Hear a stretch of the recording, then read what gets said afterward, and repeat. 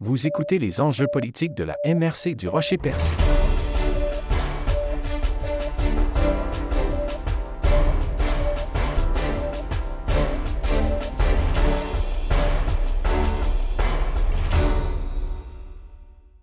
Il n'est pas question de déroger à la loi, à moins d'exceptions en ce qui touche les demandes de dérogation mineures par des citoyens. C'est le message sans équivoque qu'a lancé le maire de Port-Daniel-Gascon, M. Henri Grenier, au sortir de la séance municipale. Ainsi, 2 dérogations mineures concernant la construction d'un garage ont fait l'objet de discussions. La première a été accordée à un citoyen touchant la construction d'un garage à plus de 80% du bâtiment principal, une rare concession en raison d'une erreur d'un fonctionnaire. L'autre cas a été refusé concernant la construction d'un garage qui dépasserait la norme maximale de 6 mètres de hauteur. Parmi les autres sujets abordés, le maire assure que les travaux au centre sportif vont bon train. Bonne écoute. Bon, Monsieur le maire, bonjour. Bonjour. Alors, pendant la séance municipale, vous avez pris la peine de dire aux gens, il y a des règlements. Pour celles et ceux qui demandent dérogation, tant mieux, mais il y a des règlements à suivre. Il y a d'ailleurs une demande ce soir qui a été refusée. Pourquoi?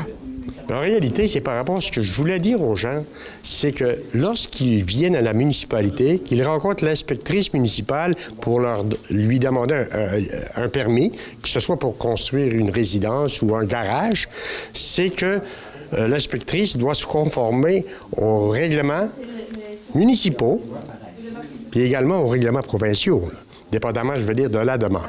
C'est sûr et certain, si une personne vient à la municipalité, demande pour la construction d'un garage, un exemple, de 6,4 mètres, mais la loi ou le règlement lui permet d'accorder un permis pour une hauteur maximale de 6 mètres, ça veut dire que dans ce cas-là, si la demande est de 6,4, elle ne pourra pas émettre le permis.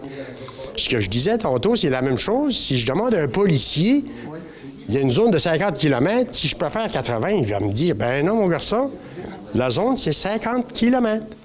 Lui, il ne peut pas me donner l'autorisation pour faire 80. Pas plus que mon inspectrice municipale peut autoriser, je veux dire, peut émettre un permis pour la construction d'un garage de 6,4 mètres, tandis que la loi lui dit, l'hauteur maximale, c'est 6 mètres. Donc, les lois sont faites pour être respectées. Absolument, mais je veux dire, sont là, oui, d'un côté, pour être respectés, mais ce que je veux dire, encore une fois, c'est que l'inspectrice municipale, c'est pas elle qui décide. C'est pas la décideuse. Elle décide, dépendamment, je veux dire, des lois et des règlements. Dites-moi, vous avez parlé de la mise à jour des rénovations qui ont cours à l'Aréna actuellement. On en est rendu où? Ah, on en est rendu, c'est qu'au niveau de la superficie glace, là, bon, ça, c'est sûr qu'on a eu un peu de retard. C'est dû, je veux dire, au courant électrique, Hydro-Québec, une demande qu'on a faite depuis mars dernier. C'est pas encore complété avec Hydro. C'est par rapport qu'il manque d'ampérage pour ventilation, chauffage, qui est nouveau dans notre aréna, puis la partie glace, compresseur, etc. Ça fait qu'il manque de l'ampérage. Ça doit être réglé sous peu. On s'attend à ce que la partie glace soit offerte, si on veut dire, à la population, là, je veux dire, durant la 3e semaine de novembre. On est toujours dans le respect des coûts. Vous en avez parlé la dernière fois? Oui, on est toujours dans le respect des coûts. 8 millions de règlement d'emprunt. 8 millions de règlements d'emprunt, une aide financière des 2 paliers gouvernementaux à la hauteur de 4 337 000, 400 000 de Ciment St. Maurice, notre cimenterie ici, 200 000 de la Fédération des caisses populaires. 400 000 et le 200 000, c'est pour l'achat d'équipements et de mobilier pour notre aréna. Merci, je vais laisser ma collègue vous poser des questions. Est-ce que vous êtes satisfait de la nouvelle convention collective qui est signée par les employés de la municipalité? Oui, ce que je dois vous dire, c'est que oui, la municipalité, on est satisfait. C'est quand même une convention qu'on a réglée, je vais dire, dans l'harmonie, si vous voulez, avec les représentants syndicaux puis nos représentants municipaux.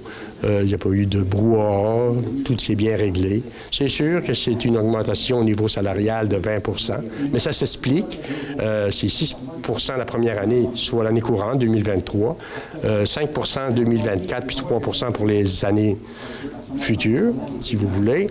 mais on avait beaucoup de rattrapage salarial à faire. C'est par rapport qu'il y avait des salaires qui s'approchaient du salaire minimum. Puis pourquoi vous avez mandaté une firme d'architectes pour modifier les plans de la CPE? Ah, OK. C'est par rapport qu'on a une demande du CPE qui va déposer une demande pour l'ajout de 13 places supplémentaires.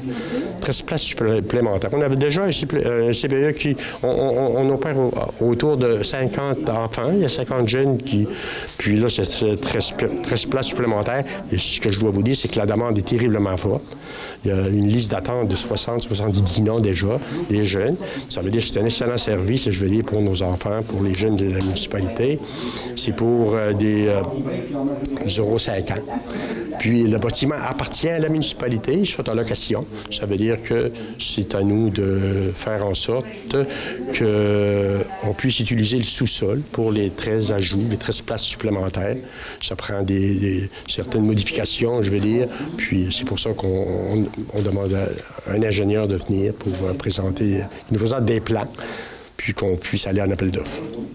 Ça serait quoi votre plus gros défi pour l'année 2024?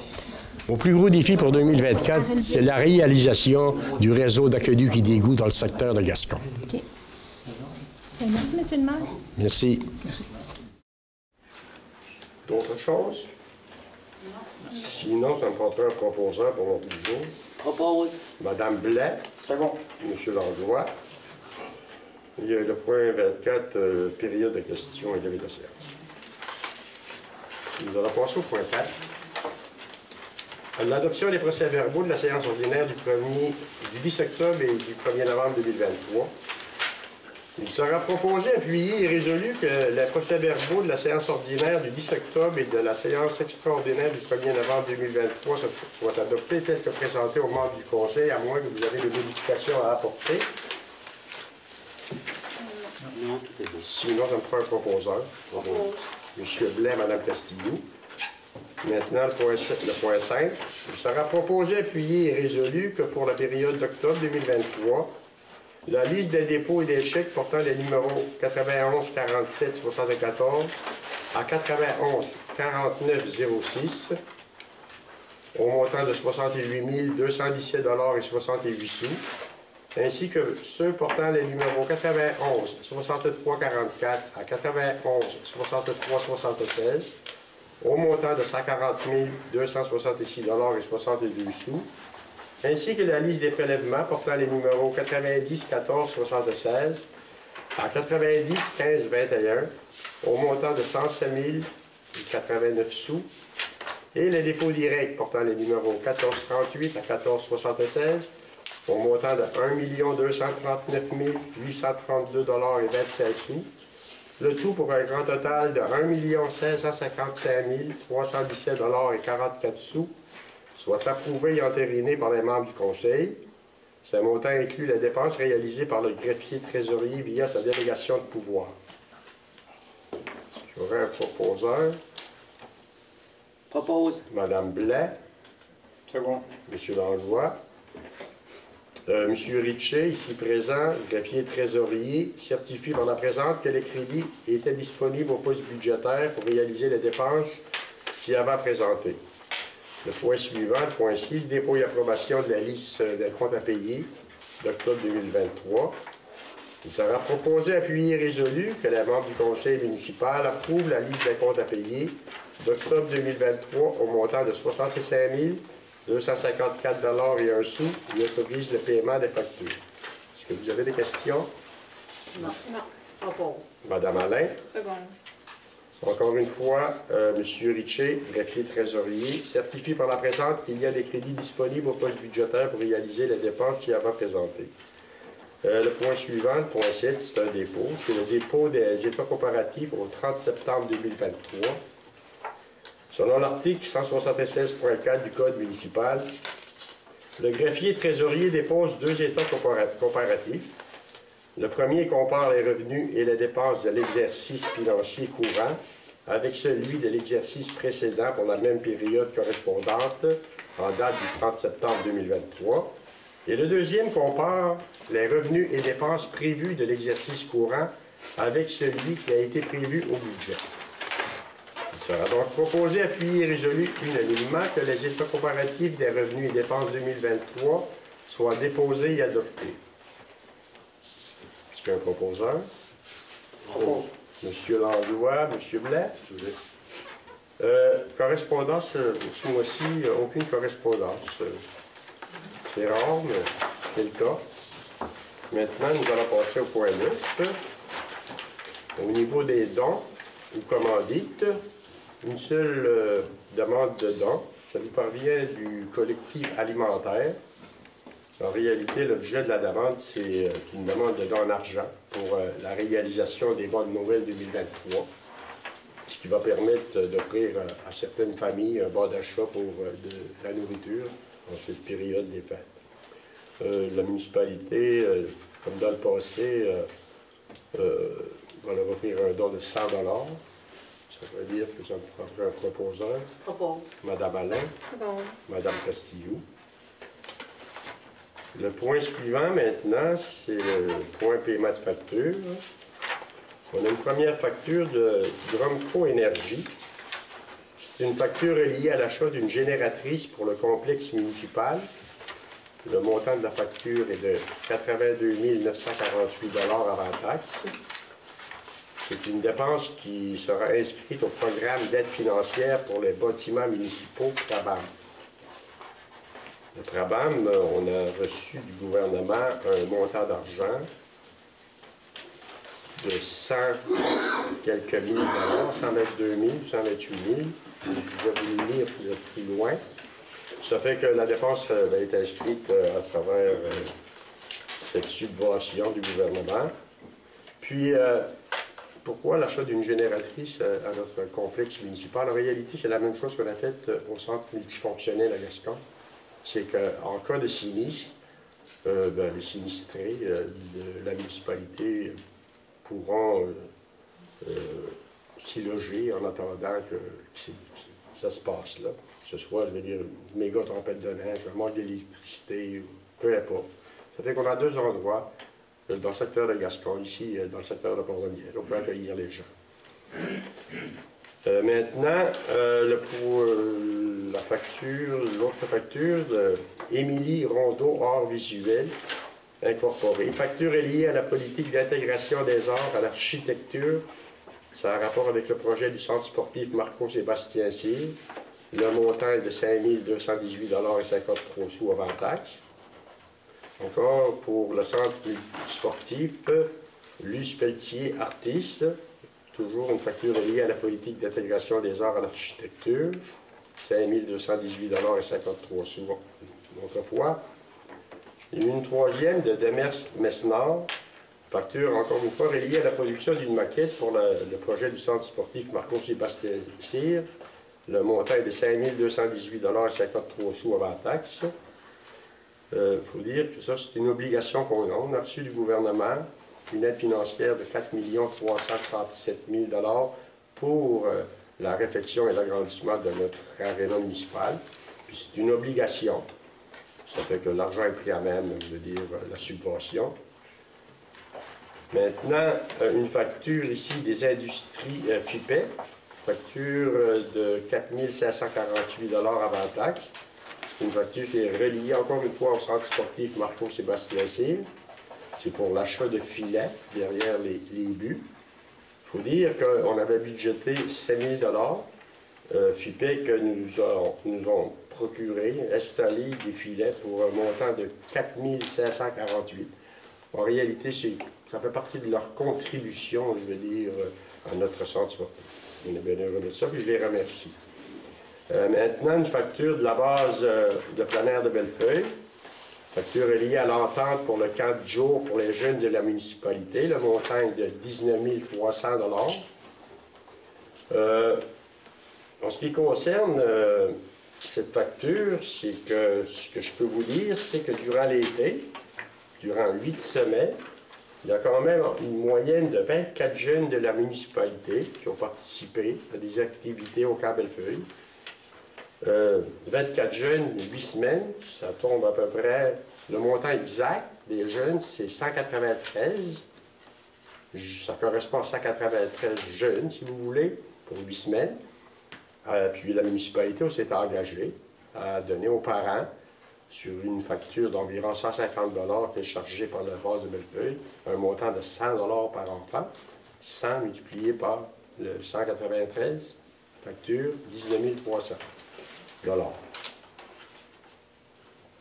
C'est une autre chose qu'on fait pour les jeunes de la municipalité, qu'on est bien heureux de ça.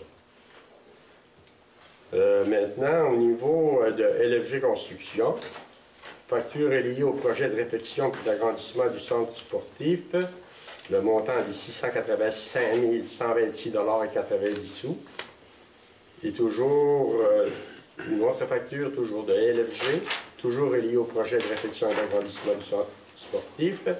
Le montant de celle-ci est de 915 051,87 $ avant taxe. Maintenant, on a une facture d'Eurovia. Facture est liée au pavage des rues. Ça correspond à une facture pour les rues de la baie Parisie ici, qui avait été faite, si je ne me trompe pas, l'année dernière. Ça faisait partie de l'investissement sur le réseau routier local, puis c'était dans le cadre du programme IRL et de l'AIRL. Le montant est de 20 545,42 $ avant taxe. En réalité, ça correspond, je veux dire, à ce qui nous restait à payer de la retenue du contrat. On avait une retenue de 10 %. Une partie, c'est le paiement final. 20 545,42 $. Maintenant, une facture, je pourrais même dire 2 factures d'OPR. 3 factures d'OPR. Donc, une pour service professionnel dans le cadre du projet toujours de la réfection et de l'agrandissement du centre sportif Marco-Sébastien-Cyr. Le montant de la facture est de 5 400 $ avant taxe. Une autre facture pour service professionnel, encore une fois, dans le cadre du projet d'amélioration du réseau des sentiers de développement d'équipements connexes pour le centre plein air La Souche. Le montant de la facture est de 1 700 $. Une facture est liée au service professionnel, encore une fois, pour le centre Marco-Sébastien-Cyr. Le montant est de 4 200 $ avant taxe. Toutes ces factures-là, en réalité, là, ça fait partie des aides financières gouvernementales, entre autres, qu'on a reçues du gouvernement. Si on regarde pour le centre plein air La Souche, on a reçu une aide financière d'environ 122 ou 128 000. Puis, l'entièreté, je vais dire, du projet, c'est à même, je vais dire, ce fonds-là. En réalité, on n'a pas une participation municipale. C'est 100% subventionné. C'est 100% subventionné. Ça fait que pour le centre Marco-Sébastien-Cyr, c'est autre chose, mais c'était une obligation. C'est sûr que ça nous prend des gens pour faire le suivi, puis du projet. À ce sujet-là, c'est sûr qu'il y a des visites de chantier qui se font régulièrement au niveau de l'aréna. Puis, entre autres, ce que je peux vous dire, c'est qu'il y a une visioconférence avec les fournisseurs en électricité et en ventilation qui a été faite le 30 octobre dernier. Pourquoi je vous dis ça, vous allez le voir, là? C'est par rapport qu'il s'agissait de bien comprendre l'attribution des ampères du système électrique présent et l'impact sur les équipements qui peuvent être alimentés. Malheureusement, tant que le branchement d'Hydro-Québec pour la nouvelle entrée électrique ne sera fait, il ne pourra y avoir de chauffage dans l'enceinte de la glace. C'est pour ça qu'on retarde l'ouverture de la glace. Ça fait que, ce qu'il faut dire, c'est qu'on a fait une demande à Hydro-Québec depuis le mois de mars dernier, puis ils ne sont pas encore venus corriger. On s'attend que ça va se faire là, dans les jours qui viennent. Là. Puis il y a également les retards de livraison de certains équipements. Ça fait en sorte que la glace sera mise en fonction à la 3e semaine de novembre seulement. Mais on l'espère, avant qu'il nous arriverait d'autres choses. On espère que la glace pourrait être disponible, je vais dire, pour le patinage durant la 3e semaine du mois de novembre, ce mois-ci. Je vous parlais tantôt là, des factures liées à l'intégration des arts là, en architecture. Eh bien, le 11 octobre dernier, là, la journée a été dédiée au choix de l'œuvre. Il y a 3 artistes qui se sont déplacés pour expliquer leur concept et présenter leur maquette. Une décision majoritaire a été obtenue, puis l'œuvre sélectionnée sera produite par le duo composé des mesdames Demers et Messnard. C'est une œuvre qui nous a apparu comme celle qui répondait le mieux au programme. Tout en étant ludique, elle est claire et facile à interpréter. Et cette œuvre devrait nous être livrée dans les 6 prochains mois. Entre autres, le contrat a été préparé, puis les 2 parties ont signé. Maintenant, pour vous faire part un peu de l'avancement des travaux à notre centre sportif.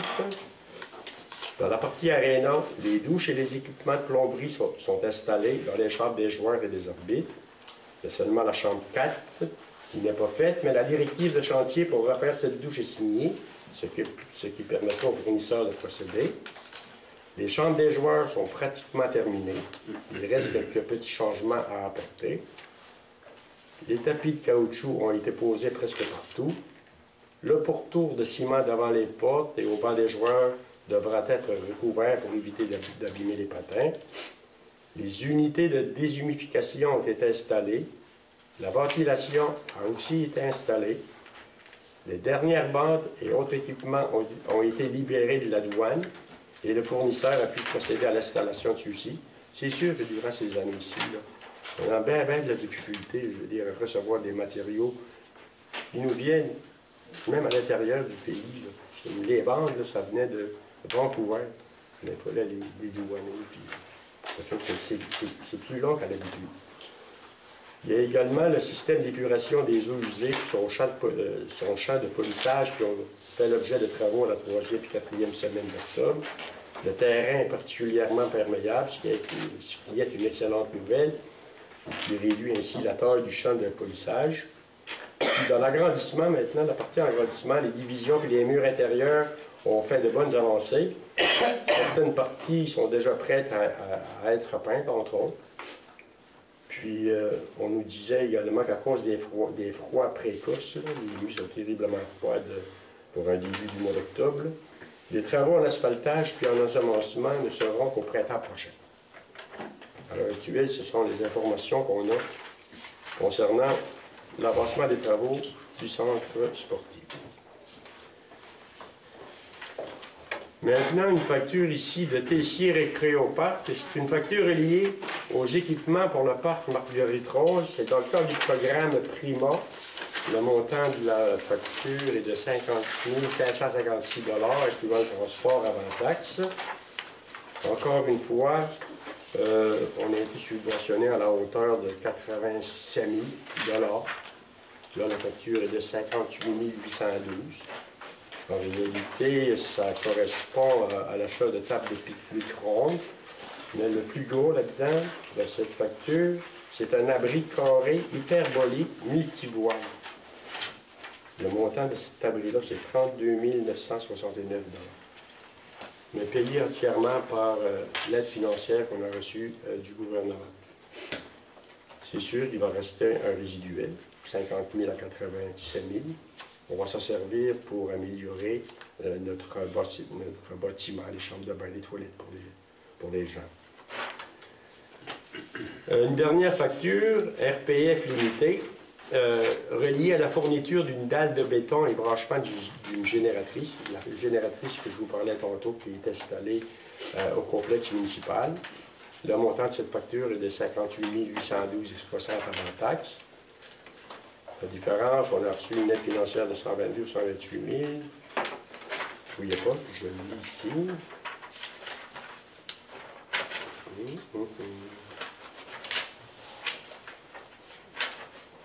Bon, c'est ça, on a reçu une aide financière de 122 475 $. Si on calcule la génératrice, plus qui est d'un montant de 82 000 $, je vous ai dit tantôt, plus l'installation de la dalle de béton de 58 000, facture d'environ 158 000.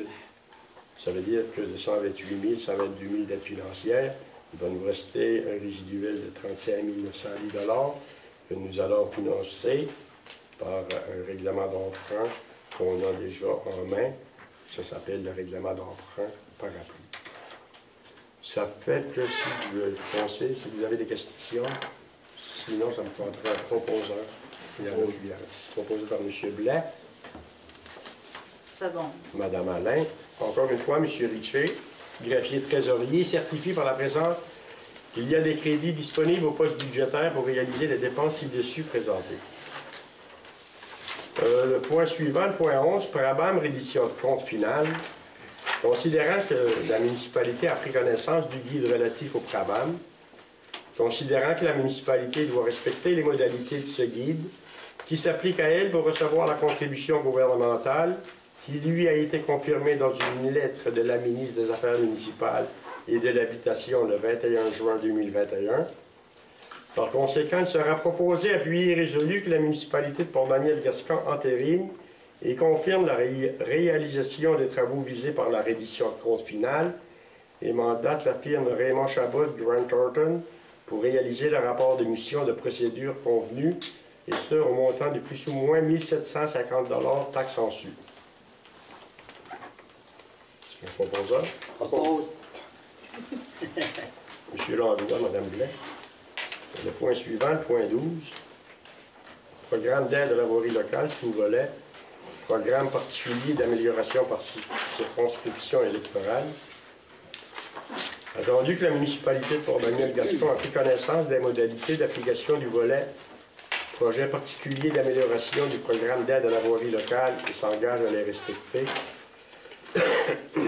Attendu que le réseau routier pour lequel une demande d'aide financière a été octroyée est de compétences municipales et est admissible au PAVL. Attendu que les travaux ont été réalisés dans l'année civile en cours, au cours de laquelle le ministre les a autorisés. Attendu que les travaux ou les frais inhérents sont admissibles au PAVL. Attendu que le formulaire de reddition de compte V-031 a été dûment rempli. Attendu que la transmission de la reddition de compte des projets a été effectuée à la fin de la réalisation des travaux ou au plus tard le 31 décembre 2023 de l'année civile au cours de laquelle le ministre les a autorisés. Attendu que le versement est conditionnel à l'acceptation par le ministre de la reddition de compte relative au projet. Attendu que si la reddition de compte est jugée conforme, le ministre fait un versement aux municipalités en fonction de la liste des travaux qu'il a approuvés, sans toutefois excéder le montant maximal de l'aide tel qu'il apparaît à la lettre d'annonce. Attendu que les autres sources de financement des travaux ont été déclarées. Pour ces motifs, sur la proposition de, appuyée par, il est unanimement résolu et adopté que la municipalité de Port-Daniel-Gascon approuve les dépenses d'un montant de 15 303 $ relatives aux travaux d'amélioration et aux frais inhérents admissibles mentionnés au formulaire V-0321, conformément aux exigences du ministère des Transports du Québec, et reconnaît qu'en cas de non-respect de celle-ci, l'aide financière sera résiliée. Un proposeur. Propose. M. Langlois. Second. Mme Castillo. Le point suivant maintenant, vérification des débitmètres d'eau potable, c'est comme à chaque année. C'est une obligation pour faire nos rapports au niveau de la stratégie de l'eau potable au gouvernement. Il sera donc proposé, appuyé et résolu que le conseil municipal accepte le prix soumis par Ganex pour la vérification des débitmètres d'eau potable, excluant le matériel et la main-d'œuvre, au montant de 3 342 $ avant taxe. Propose. Mme Blais, M. Blais. Le point suivant, le point 14, demande de dérogation mineure 2023-02 et 2023-03. Demande de dérogation mineure superficie 2023-02. Considérant que les membres du comité consultatif d'urbanisme ont pris connaissance de la demande de dérogation mineure du 18, route 132 ouest à Gascon, concernant la construction de garages à plus de 80% de la superficie au sol du bâtiment principal, considérant que les membres du conseil consultatif d'urbanisme recommandent au conseil municipal d'accepter cette demande, il sera donc proposé, appuyé et résolu que la municipalité de Port-Daniel-Gascon accepte la demande de dérogation mineure 2023-02 telle que présentée. Propose. Madame Alain, Madame Blais. Madame Blais. Ce qu'il faut dire, c'est pas monnaie courante d'autoriser une dérogation mineure au niveau du non-respect de la superficie. Ce que je dois vous dire, c'est qu'il y a eu une erreur. Une erreur qui a été commise par l'inspecteur municipal, c'est sûr, mais à un moment donné, le permis a été émis, le bâtiment a été construit, ça fait que c'est difficile pour la municipalité de revenir en arrière. Ça fait que c'est pour ça qu'on autorise ce soir cette dérogation mineure. Par contre, il y a une autre dérogation mineure, hauteur maximale 2023-03. Encore une fois, considérant que les membres du Conseil consultatif d'urbanisme ont pris connaissance de la demande de dérogation mineure du 18, toujours, route 132 ouest à Gascon, concernant la construction d'un garage d'une hauteur de 6,4 mètres, alors que la réglementation en vigueur autorise une hauteur maximale de 6 mètres, considérant que la majorité des membres du comité consultatif d'urbanisme recommande au conseil municipal de refuser cette demande, il sera donc proposé, appuyé et résolu que la municipalité de Port-Daniel-Gascon refuse la demande de dérogation mineure 2023-03 telle que présentée. Propose. Monsieur Blais, Madame Alain. Ça m'amène à vous parler un peu du travail de l'inspecteur municipal. C'est sûr que les gens viennent rencontrer l'inspecteur municipal, demandent à l'inspecteur municipal de lire des permis, soit pour construire une résidence, un garage, peu importe. C'est sûr que l'inspecteur municipal, pour émettre un permis, lui, il doit se conformer au règlement de la municipalité. Un exemple, si la personne vient, demande à l'inspecteur municipal d'y émettre un permis pour une construction d'un garage de 6,4 mètres, alors que le règlement municipal n'autorise que 6 mètres maximal, l'inspecteur municipal ne peut pas y émettre un permis. Parce que c'est la même chose que si je demandais à un policier si je peux faire 80 dans une zone de 50, il va me dire, ben non, le règlement, c'est 50. C'est la même chose. C'est pas, c'est pas l'inspecteur municipal. Il n'a pas le pouvoir de décider pour telle ou telle personne, oui, mais il émet un permis, je n'y émettrai pas. Ben non, c'est pas le même ça fonctionne. Ça veut dire, on ne peut pas tenir rigueur, je veux dire, à l'inspecteur municipal si elle nous refuse une émission de permis. C'est par rapport, il faut qu'elle se fie sur les lois et les règlements, que ce soit les lois et règlements municipaux ou gouvernementaux, parce qu'on a quand même, elle doit quand même se plier à certaines lois gouvernementales. Ça fait qu'elle ne peut pas émettre de permis si la loi lui dit non, tu ne peux pas émettre de permis. La même chose que le policier ne peut pas me dire oui, tu peux faire 80 dans une zone de 50. C'est impossible. Ça fait que là, c'est entendu que si quelqu'un arrive, il me dit, moi, je veux avoir un garage, ma hauteur, c'est 6 mètres, puis je suis à 75% de ma superficie, c'est sûr qu'on va y mettre sur permis. Tu sais? À moins qu'il y ait d'autres choses, mais c'est ça. Ça fait que ça me permet de vous dire ça en passant. Maintenant, le point suivant, le point 15, autorisation de signature pour une demande d'aide financière au FAO. Activité qui il sera proposé, appuyé et résolu que le conseil municipal autorise le directeur des loisirs, culture et tourisme à déposer une demande d'aide financière au fondement des organismes pour l'activité qui. Madame Castillo. Madame Alain. Le point suivant, c'est que je me prendrai quelqu'un pour nous donner un avis de motion que lors d'une séance ultérieure du conseil municipal, seront adoptées les prévisions budgétaires 2024 ainsi que le programme triennal 2024, 2025 et 2026 de la municipalité. Je donne l'avis de motion. Monsieur Langlois, ça veut dire que dans une séance ultérieure, on va annoncer le budget pour la prochaine année, nos prévisions budgétaires pour la prochaine année. Le point suivant, le point 17, emprunt temporaire, TEC.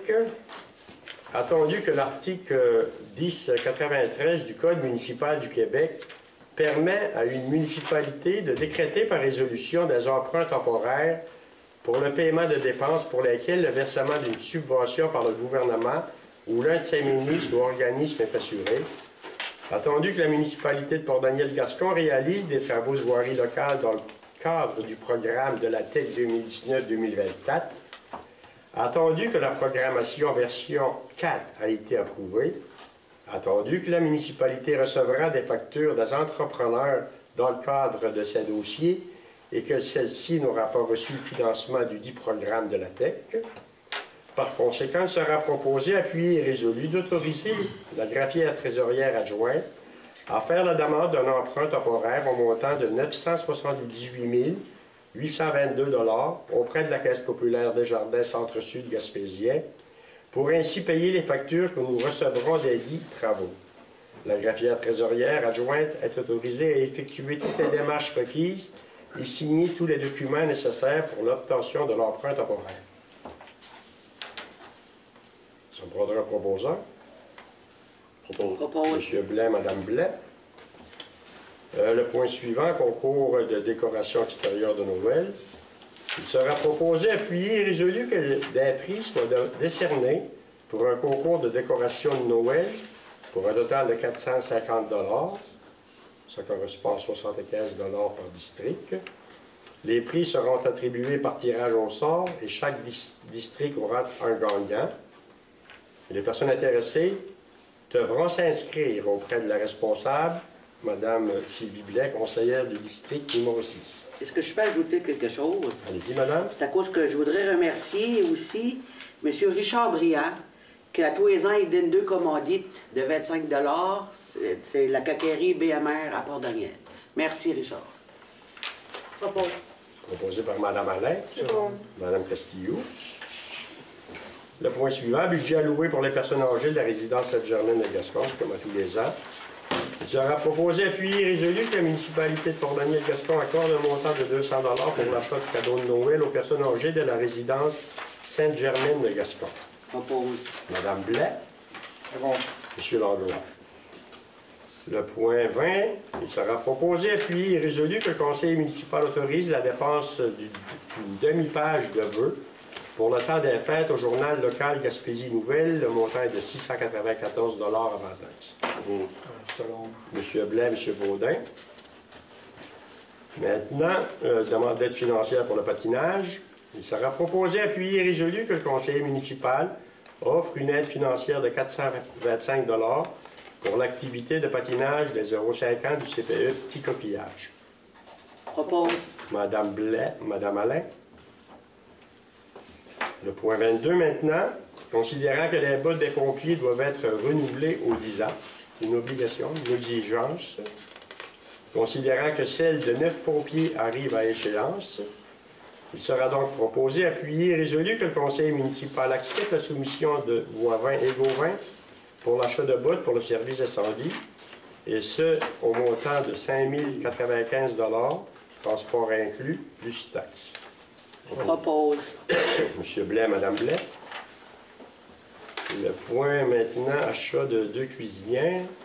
Considérant qu'il y a l'espace disponible pour l'ajout d'électroménager au local de la cuisine collective, considérant qu'il y a augmentation de fréquentation pour les locaux du centre multifonctionnel, il sera donc proposé, appuyé et résolu que le conseil municipal autorise l'achat de 2 cuisinières pour la cuisine collective pour un montant de plus ou moins 3 000 $. Propose. Madame Castillo.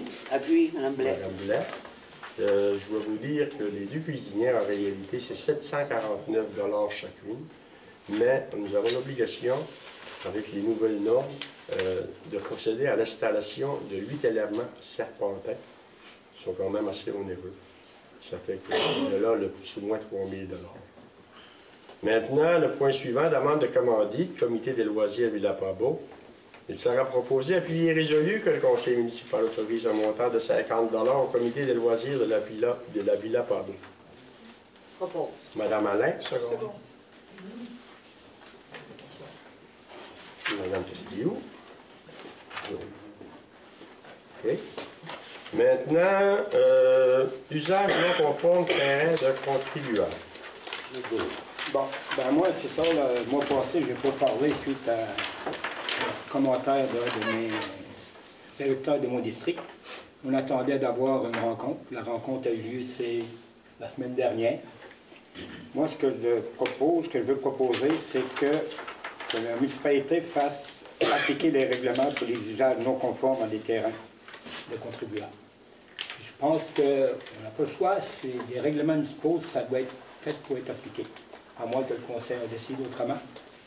Mais moi, en tout cas, je propose qu'on fasse appliquer les règlements. Oui. Proposé par M. Langlois, secondé par M. Blais. Merci. C'est bon? Oui.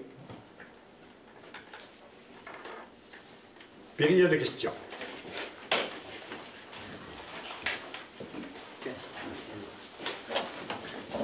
Oui, bonsoir tout le monde. Alors, Mon nom c'est Albény Langlois, 315 de la Rivière. Je voudrais poser une question à Denis Langlois. Puis, je voudrais savoir à quelle place que les choses commencent, le Barachois, qui finit.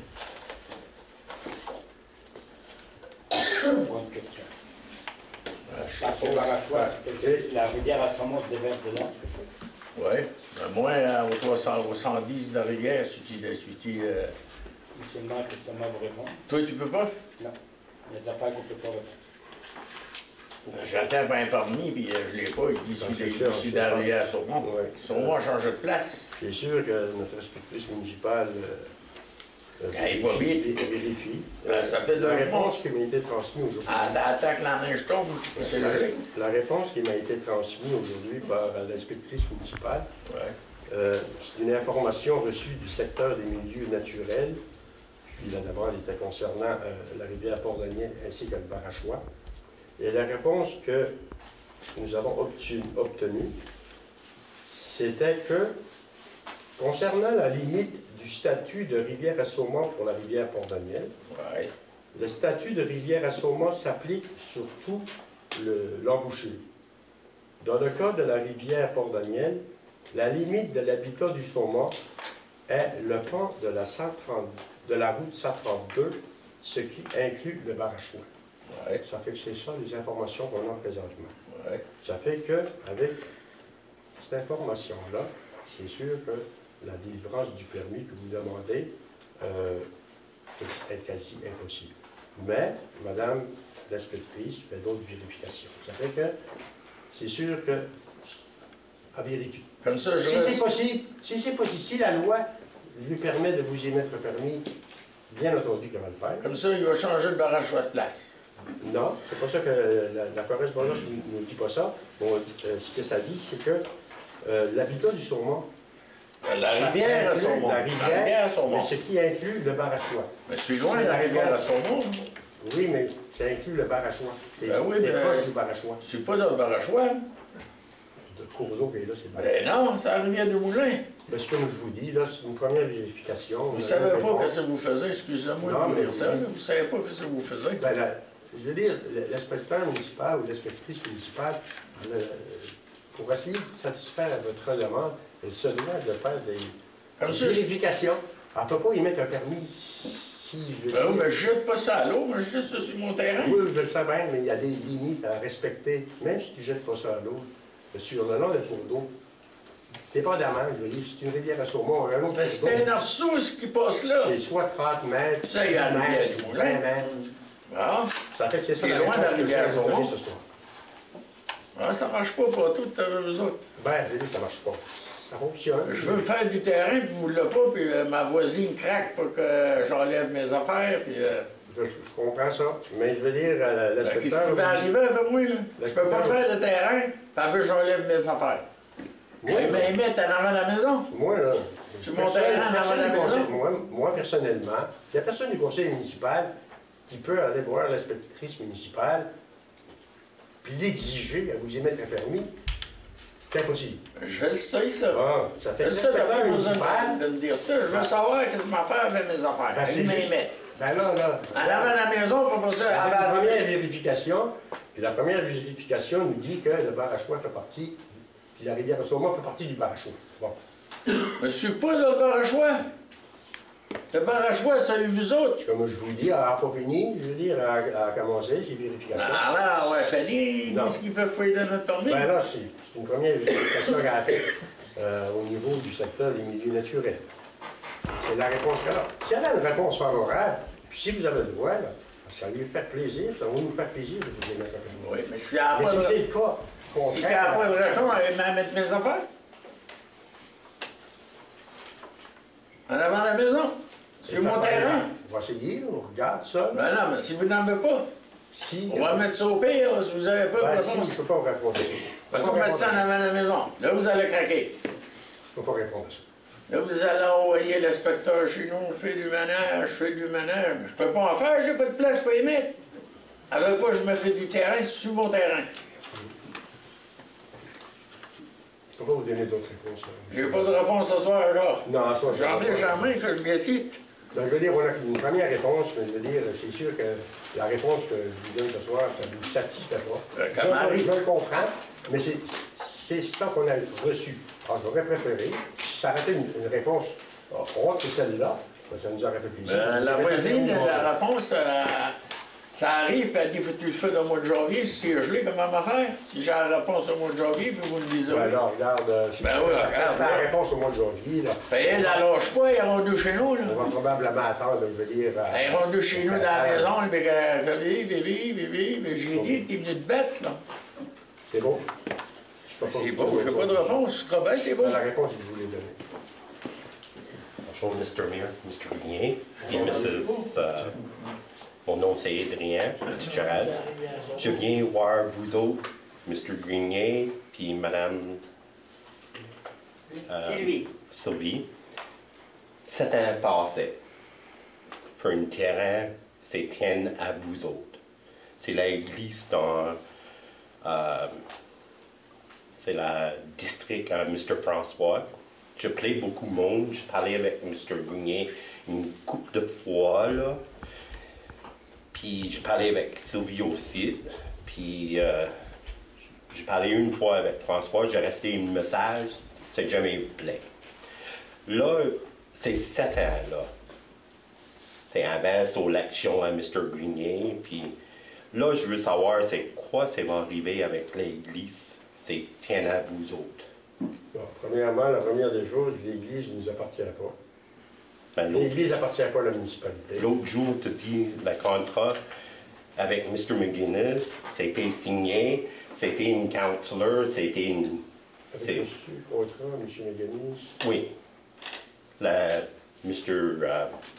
C'est donné la glisse pour une pièce de la municipale. Non, regardez, là. Regardez, monsieur. Je peux répondre à votre questionnement, à votre interrogation concernant l'Église Saint-Andrews. Okay. Bon. C'est sûr que il y a des gens qui se sont manifestés au nom de l'Église Saint-Andrews pour la sauvegarder. Oui. Bon. Ça fait que les gens se sont manifestés. Ça fait qu'on a fait nos vérifications. Il y a des gens qui disaient que l'Église appartenait à la municipalité, mais l'Église appartient toujours à la United Church. Oui. Okay? Ça fait que on a pris le dossier suite, je veux dire, à l'intérêt de certaines, même de plusieurs personnes, je veux dire, à ce que la municipalité sauvegarde. Puis également, il s'est présenté un jeune de la municipalité qui voulait y produire des activités durant la saison estivale. Ça fait qu'il était même prêt à acheter le bâtiment. Mais c'est sûr que pour l'achat du bâtiment de la United, ça prend plusieurs années.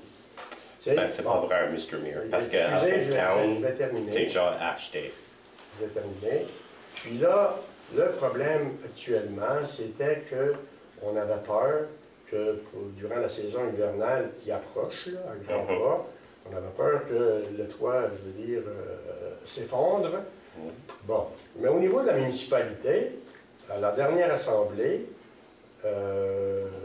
extraordinaire qu'on a passée il y a quelques semaines, c'est qu'on a contribué financièrement. On est en lien avec la United Church. Okay. On a contribué la municipalité financièrement afin qu'ils prennent un entrepreneur, puis pour protéger la toiture de l'église. Ben oui. c'est une grosse chose parce que Ça fait que c'est ça, proche de tomber. Là. Bien satisfait, je veux dire, de l'apport de la municipalité.